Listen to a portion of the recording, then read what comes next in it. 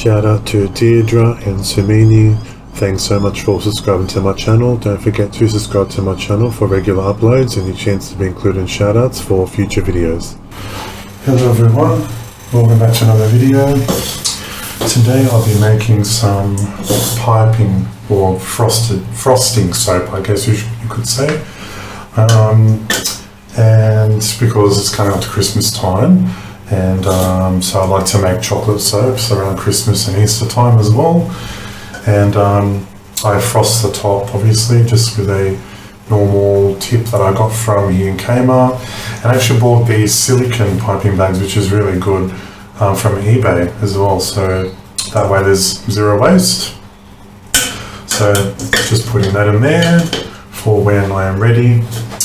So it is a 30% coconut oil, 20% unrefined organic cocoa butter, and that's because we want the chocolate smell, and then 50% olive oil. So that's the recipe, and it's just an equal 2-batch split, so green clay, peppermint and green kind of go together, and then the other half is cocoa powder with white Kaolin clay.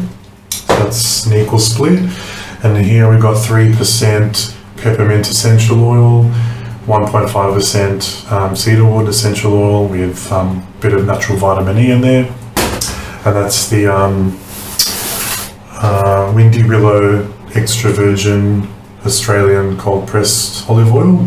So I finally am opening the drums up now that I bought, because I had so much olive oil from previous supply, extra virgin Australian of course. So I finished that, and actually I had to buy a lot from Aldi, how they have the olive oil there, fantastic olive oil. But of course I have to buy in large quantities.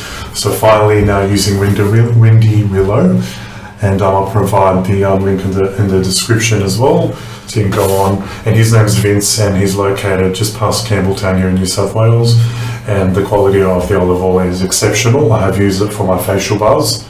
All my facial bars that I've made recently are with that particular olive oil.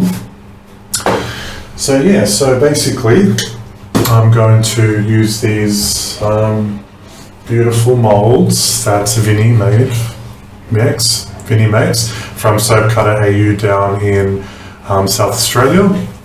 And basically I'm just going to do a in the pot swirl and then fill them up 3/4, or most. I'm just going to leave a bit of a gap on the top, because we don't want to fill it all the way up, because we want a little bit of room for the frosting.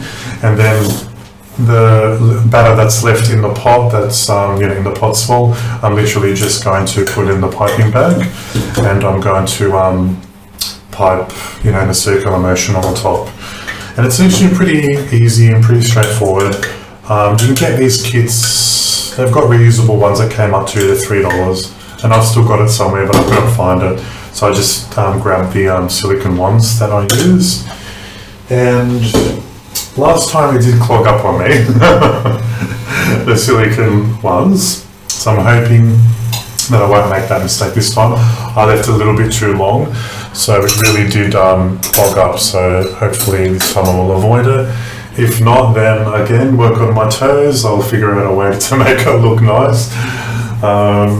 Yeah, so a bit nervous about that actually, because you don't have a lot of time moving after the batter starts to set up a little bit.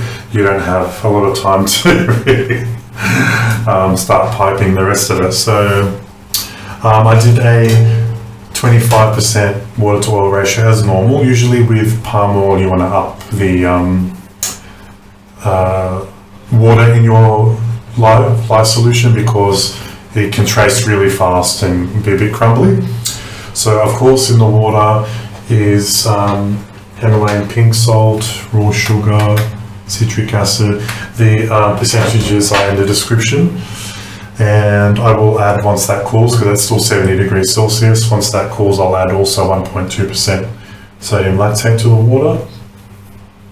And all the additives are calculated via oil amount. They always are in soap recipes, including the clays and the essential oils. Right, so I'm just going to wait for this to melt. I like to melt it on very low. Right, so let's move on. So I'm going to wait for everything to cool down, and then we will go ahead and make some beautiful chocolate peppermint frosted soap.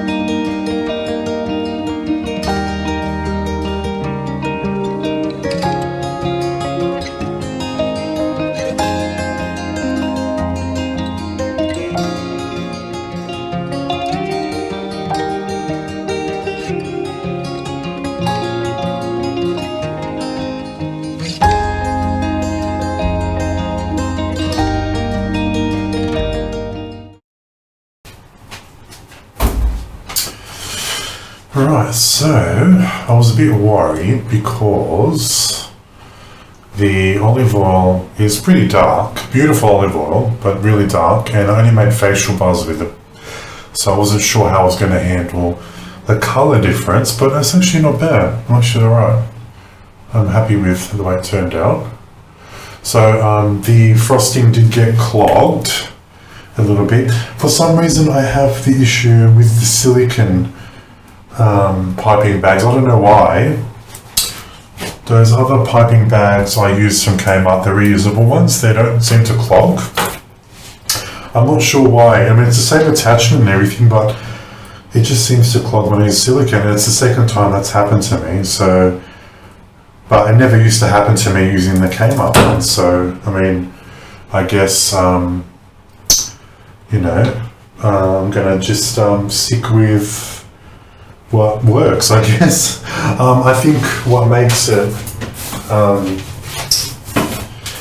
especially do it when I have to reopen and add the rest of the batter in, I think that's when it starts to clog up. Whereas the Kmart bag holds all that batter, and I just pour it in once and then, you know, seal it up and then pipe as normal. So I think that's probably why it's doing that. But yeah, I thought I'll just give an update why I think anyway. So what I'll do is, because I've got to make this version in orange chocolate, so I use orange tenfold essential oil, and obviously with a cedarwood fix, and then I do the same colouring, but instead of the green, I do gold clay, and I do a berry one as well. I use a natural berry clementine fragrance oil, and I do the same thing but with pink. So I know I released a chocolate video a while ago. I'm just trying to think which one I did. I can't remember. But either way, I'll link it up. I'll link that that video up if I can get it right there. But yeah, I'm actually really happy with how they turned out. I was a little worried, but I am actually quite happy with how they turned out, especially this part here. But it seems to have behaved itself, and I managed to save the batch. So it's really easy. I mean, it can be a little fiddly with the piping bags, but overall it's not anything that you really have to worry about. I've got some air pockets here, but they're normal. It's really actually quite common with the frosting on top to get a bit of air pockets, but that doesn't harm the soap whatsoever. And especially because it was starting to misbehave on me in some parts, especially towards the second one. Yeah, but that's okay. It still turned out really good. I'm really happy with how it turned out. So I'm gonna stop yakking and continue cutting these. Soap smells absolutely beautiful. My soap area smells like peppermint. Beautiful. Really, really like it. So I'm gonna go ahead and finish cutting the soap.